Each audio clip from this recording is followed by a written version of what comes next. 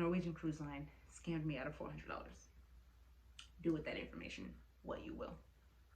I'm gonna irritate you because run me my money, like, or at least provide me an update, something. I heard nothing back the entire year. Cause I ain't leaving alone. Feel like I could be honest, babe. We both know that we're grown. That's why I wanna know. How many drinks would it take you to leave with me? Yeah, you look good and I got money, but I don't wanna waste my... Hi, welcome to my bubble where we do a little bit of adulting, a little bit of healing, and a little bit of creating. Put this in the adulting category because adulting comes with holding the necessary people accountable. I'm going to stay very calm and very level-headed while I discuss some things that a couple years ago, if I was as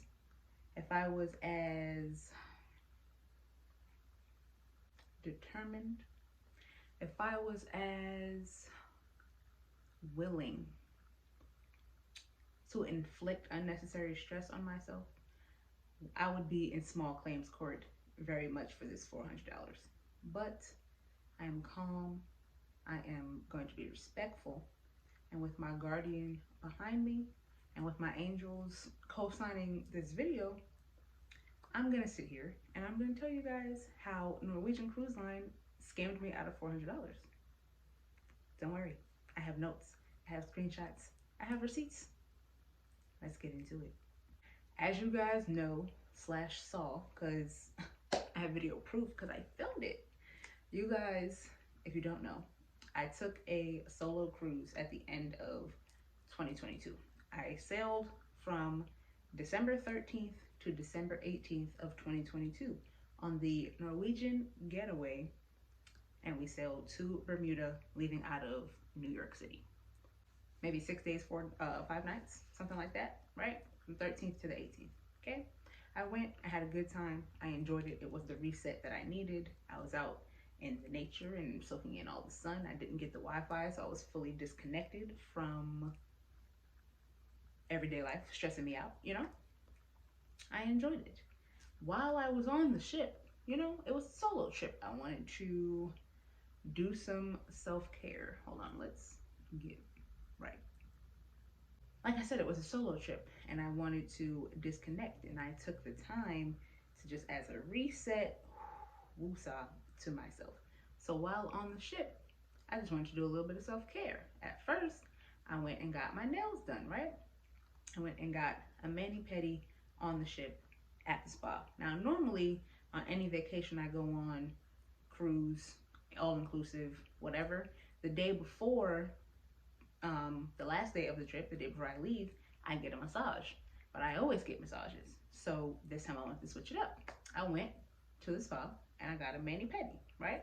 As you can see here. We have secured a new appointment. We are getting the dogs done and the dogs done. We're getting everything done today, okay? We're gonna be all the way cute, match the aesthetic. We're on vacation, okay?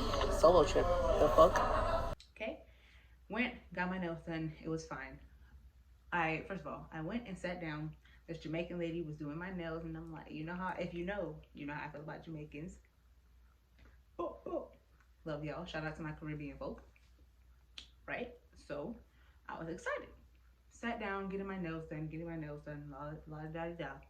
She finishes my nails, and then I move over to the seat, to the pedicure chair to get my toes done. Now, on my left foot, from childhood, my pinky toe is split from hitting it on something, or I actually don't all the way remember what it's from, but my pinky toenail is split, or it was, right? My pinky toenail was split. Like I said, I split the nail in childhood. I've been getting my toes done for years since then. Nobody has ever had any issue.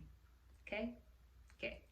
So I'm sitting in the spa on the ship, and the lady has now started doing my toes. She gets to my left pinky toe, and I guess she thought it was like a hangnail or something, which I don't know why, because the nail is split, maybe not dead center, but very slightly to the left. Okay, so it's not a hangnail, it's not on the edge. My toenail is split.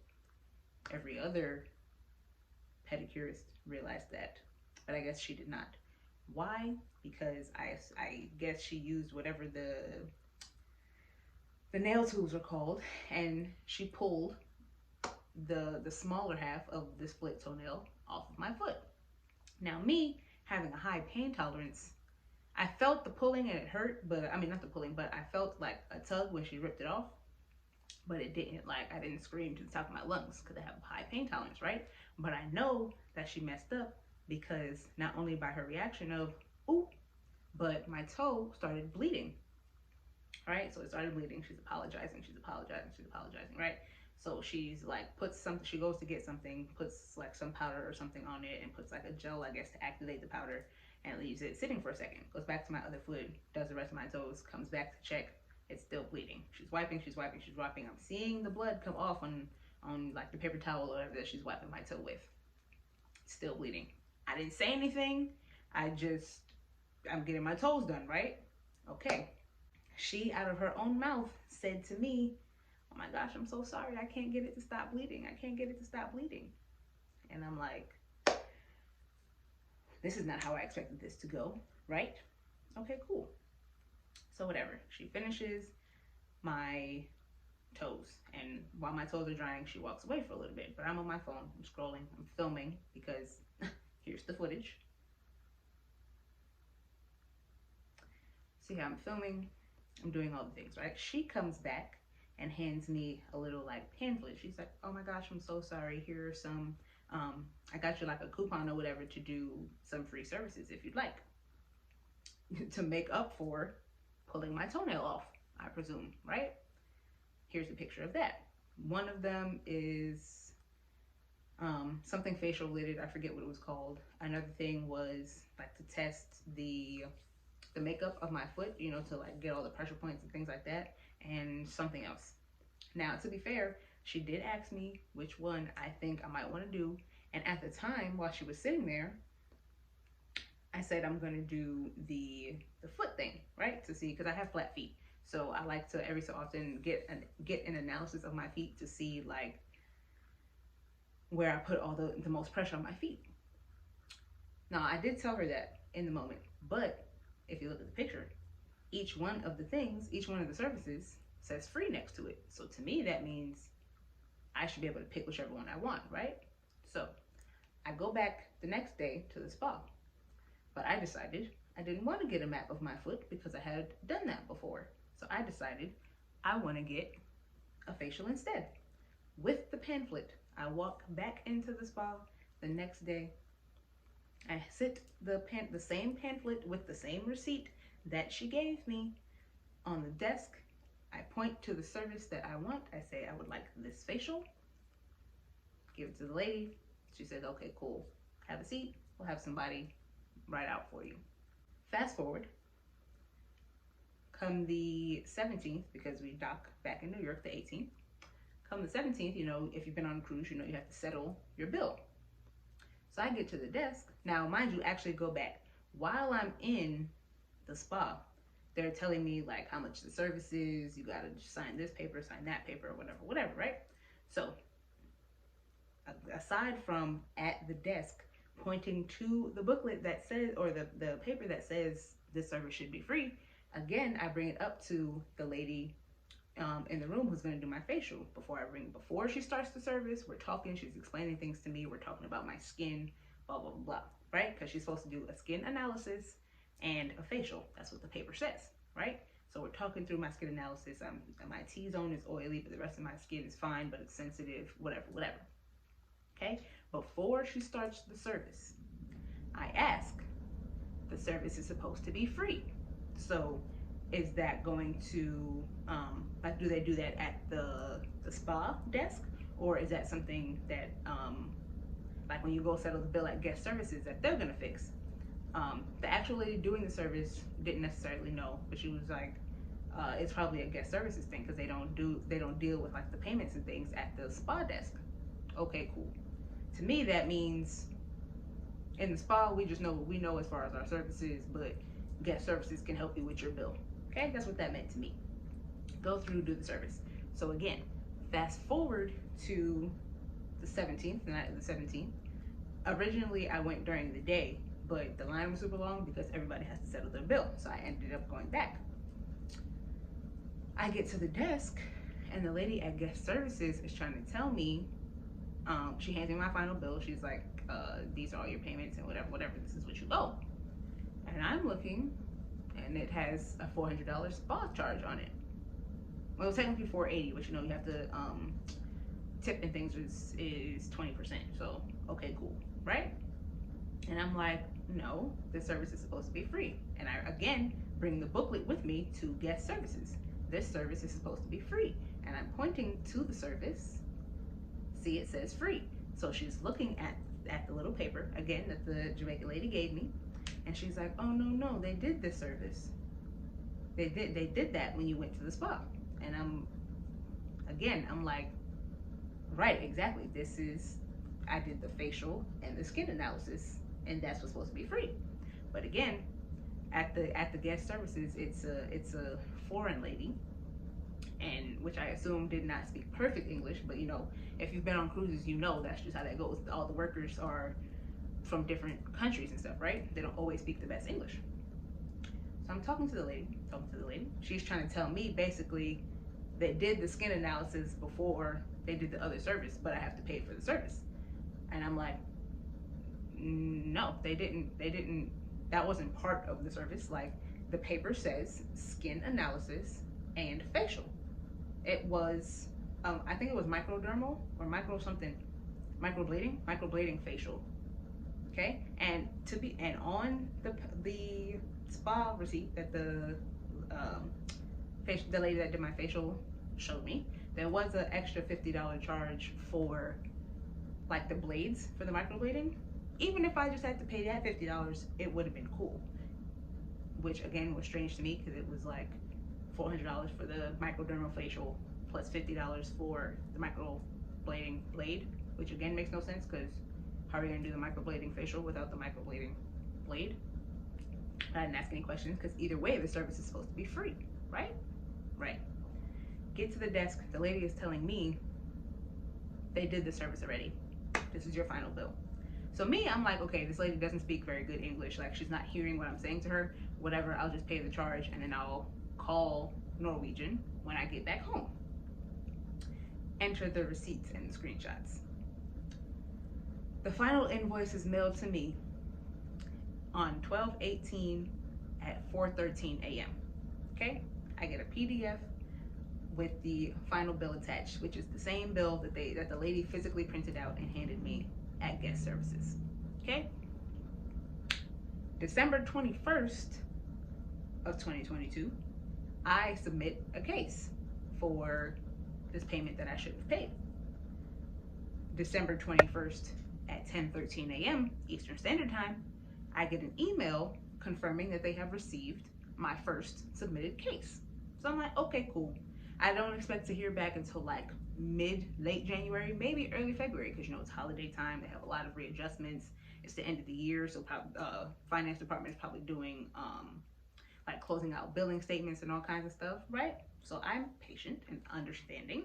It's holiday time, and plus, who knows how many other like claims they have to get through. So I'm expecting early February, the latest. I don't hear back. Another couple of weeks goes by. I don't hear back.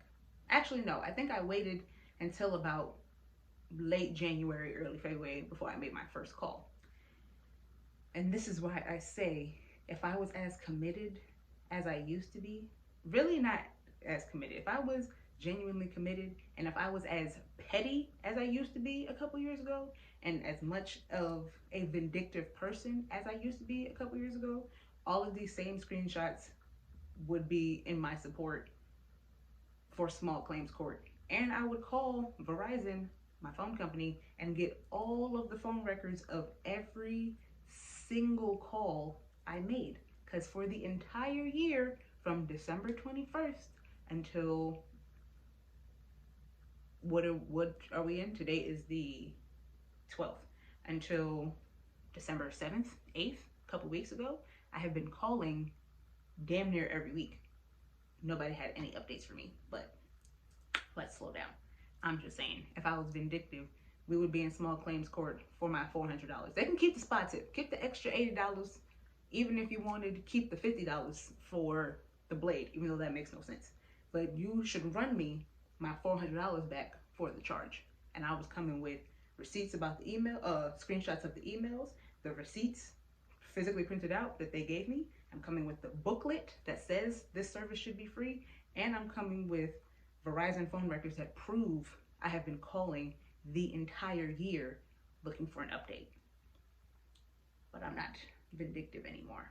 Okay, I'm just gonna let y'all know Norwegian Cruise Line scammed me out of $400. Do what you will with that information. Okay, so let's go back.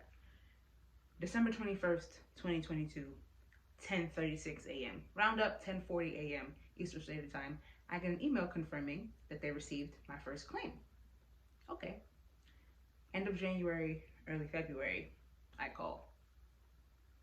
Oh, we see the claim, da da da. We're still waiting. Now, March, maybe April. No, it had to be March because now I'm doing, in the beginning, I was calling every week, if not multiple times a week, right? So, long story short, I'm calling.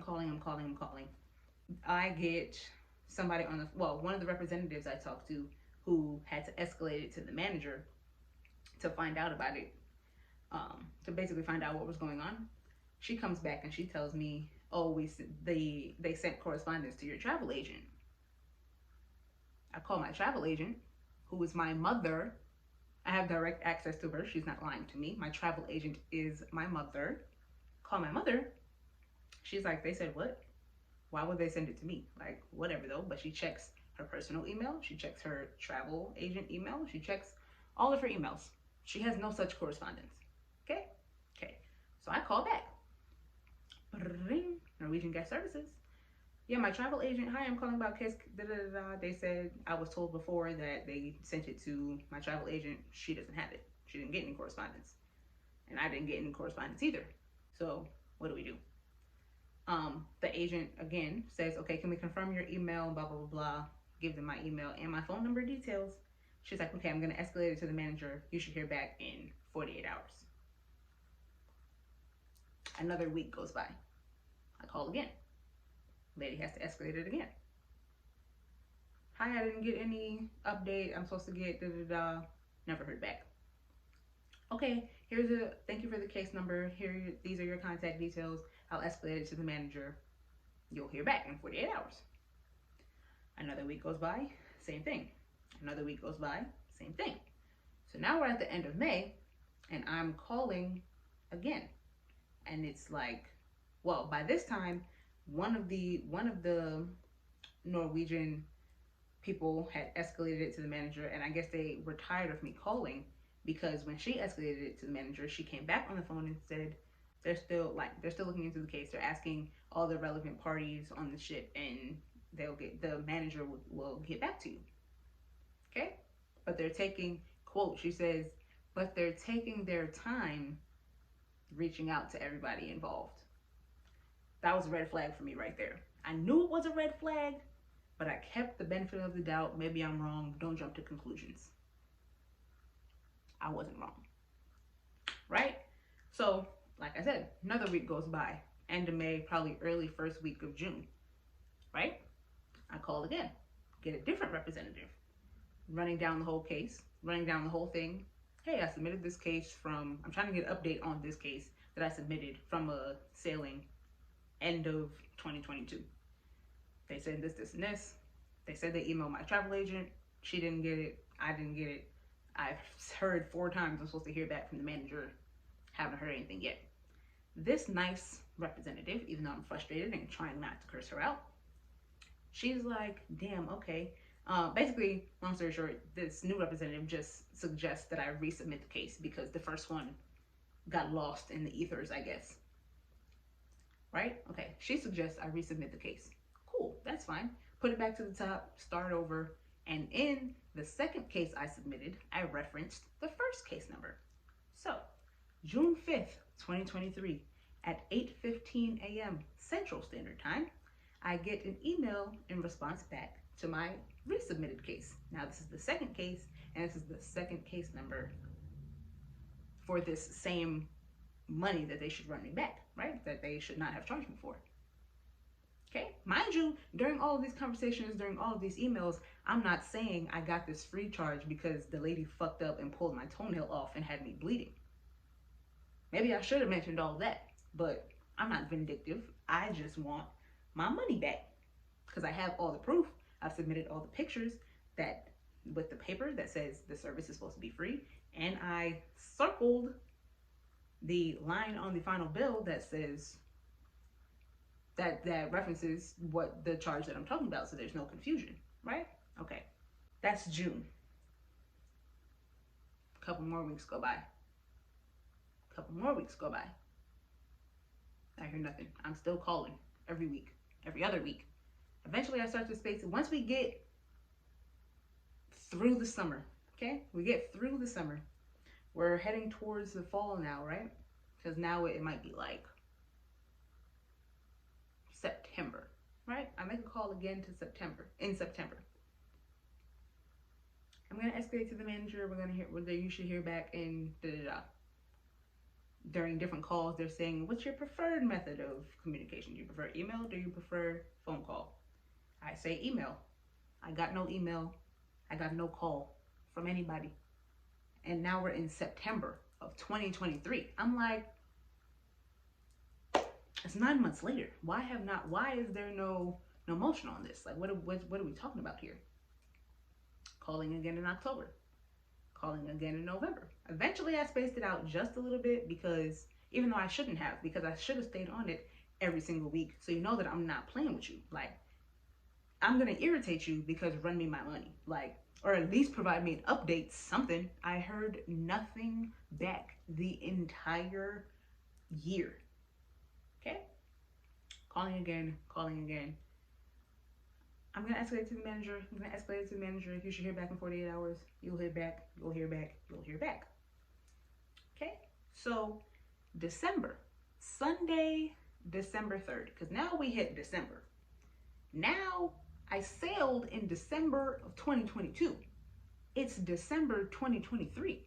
Why have I not heard back? Especially considering the second submitted case in June, the end of the email from Victor says, we got your case. We'll let you know what's going on with it. Okay? So bare minimum from June, I should have heard back, right?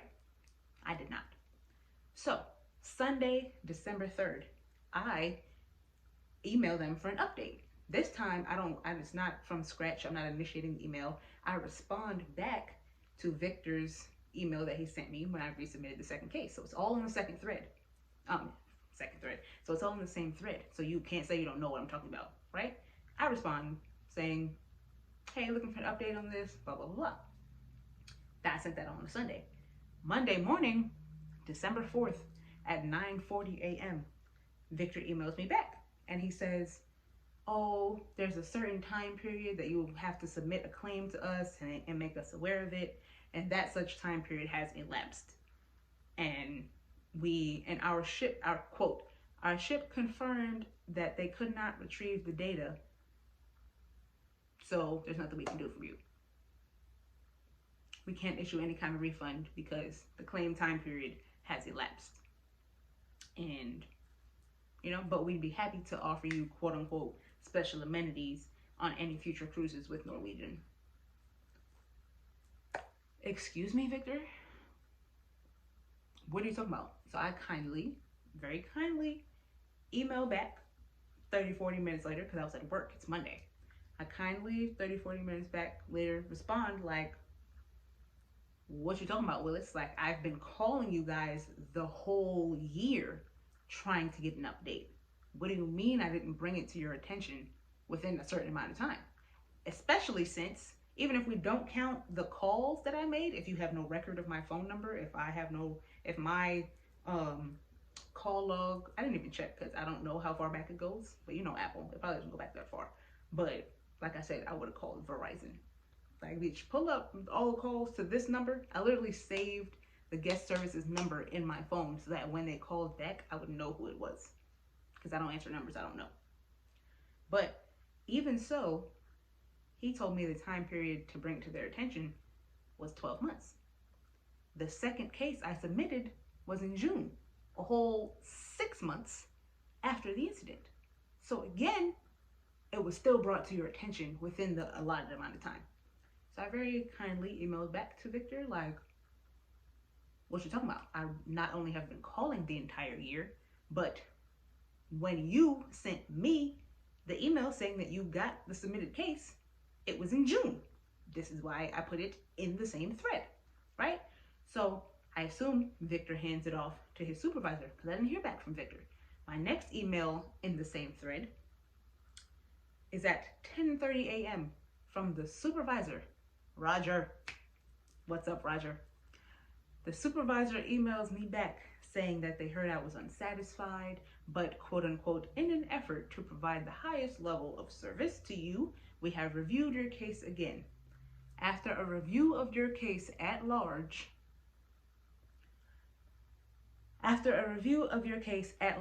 we have determined that your concerns have been addressed in accordance with our policies.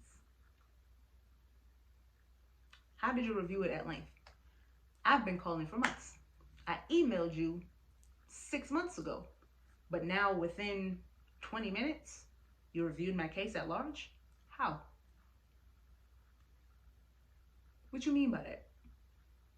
So I'm like, oh, y'all playing with me, y'all. So this is why y'all delayed it for so long. This is why you took your time contacting all the people, because you knew there was a time period on it. There's a time constraint on it. You said, I'm gonna push this and I'm gonna push this and I'm gonna push this until we can't do nothing for you. Okay. And then Roger at the end of the email is like, we handled it in accordance with our policies, but please think of Norwegian next time you want to go on a trip. Now, mind you, I've only ever taken cruises on Norwegian. I really, really enjoy Norwegian. The food is good. The ship is a lot of fun. The drinks are good. I've only ever cruised on Norwegian. Moving forward, I don't know. But whatever, right? So he says this. I kindly emailed back, even though, whatever, I'll take it on the chin, right? I'm frustrated, I'm irritated, but I'll take that on the chin, right? But this was my last question because I just want to know. So I emailed back. I emailed Roger saying, so if I didn't initiate the email on December 3rd, was anybody going to email me? Was anybody going to let me know? Because like I said, the second case was submitted in June. Victor only emailed me back because I asked the question.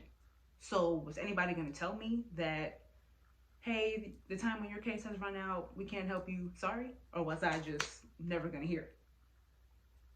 Roger never emailed me back. So I just got to eat that. But I'm an adult. I'm a grown woman. I'm a big girl, okay? Pull my big girl pants up. Norwegian Cruise Line has scammed me out of $400, okay? So I'm not going to say don't go on Norwegian because like I said, I enjoy Norwegian. They have really good destinations. The ships, plural, are a lot of fun. The rooms are nice. I would recommend Norwegian. Not even just because when I say the food is good, I don't just mean the specialty restaurants, baby. I mean the buffet, okay? The buffet, so good. I recommend it to everybody who's like, I want to go on a cruise. I recommend Norwegian. But I wouldn't quite say spend no money there. I wouldn't say pay for the additional things, because if they incorrectly charge you, it's apparently your fault, and that's your ass. So that's how Norwegian scammed me out of $400. I just want to say shout out to them for having all of this happen when I'm in a more healed space. because I very much promise you, if I was the person I was a few years ago, we would be going to small claims court, and I would have all of the Verizon phone records. I would have all of the screenshots of all of the emails that they sent me saying I should hear back when I never heard back. I would have the screenshot of the case that I submitted. I would have the physical, I still have it with me. It's in one of my files out there. The physical booklet, the pamphlet that says this and this and this should have been free. And I will bring the receipts with me that shows I was charged for it anyway. And just for emotional damages, I would also be suing not only for my $400, but for my legal fees and add on an extra $200 just for emotional distress, because it took you 12 months to then tell me that you wouldn't have updated me if I didn't ask. Norwegian Cruise Line scammed me out of $400. Do with that information what you will. Anyway, this is not the regular content that goes up on my channel, but I just had to address this and stand on business, because don't play with me. I'm a businesswoman. I have a degree in finance. I know how money works, okay? Don't play with me. That's how Norwegian Cruise Line scammed me. I will see you in my next video. Bye. I'd rather be smoking weed.